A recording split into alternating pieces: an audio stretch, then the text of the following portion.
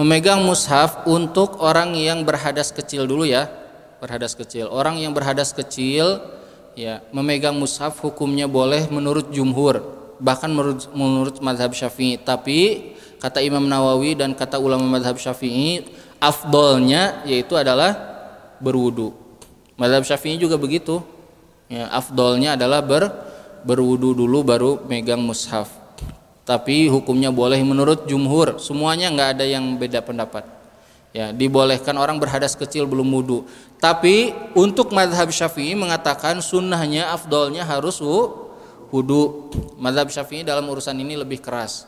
Ya, harus wudu dulu baru megang mushaf, itu dalam mazhab Syafi'i. Dan ini dijelaskan juga oleh Imam Nawawi. Ya, kata Imam Nawawi, perkara ini adalah perkara afdoliyah, perkara tentang mana yang lebih utama sama yang tidak utama. Jadi bukan masalah boleh nggak boleh.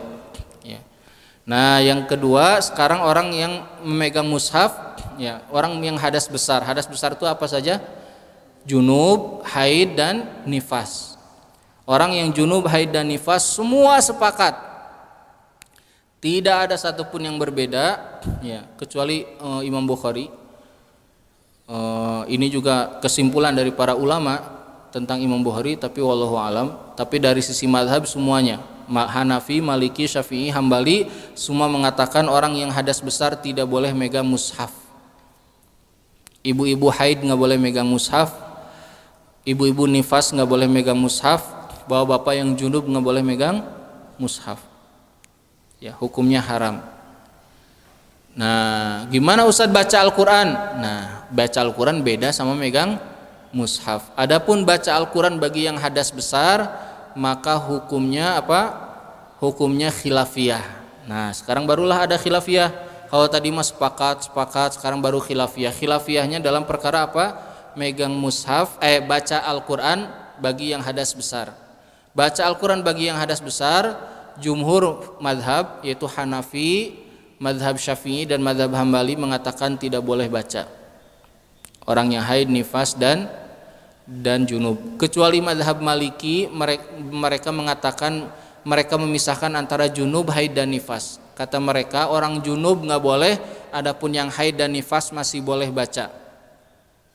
Dan ini diikuti oleh beberapa ulama dari ulama-ulama mazhab Syafi'i, membolehkan wanita yang sedang haid dan nifas baca Al-Quran, terutama mereka yang mengajar Al-Quran atau mereka yang sedang menghafal Al-Quran. Orang kalau lagi menghafal Al-Quran, ya, 1 minggu libur itu hilang hafalannya, betul nggak? Ya, hilang hafalannya.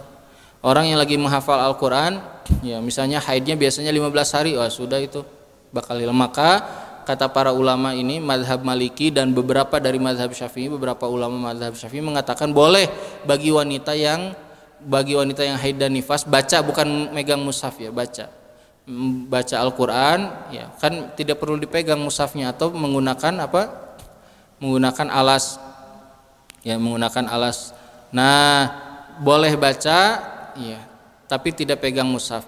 Kenapa kok dibedain? Kata mazhab Maliki, karena kalau junub itu adalah perkara yang bisa dipaksa untuk segera suci, bisa langsung mandi. Tapi kalau haid dan nifas nggak bisa, dia harus nunggu.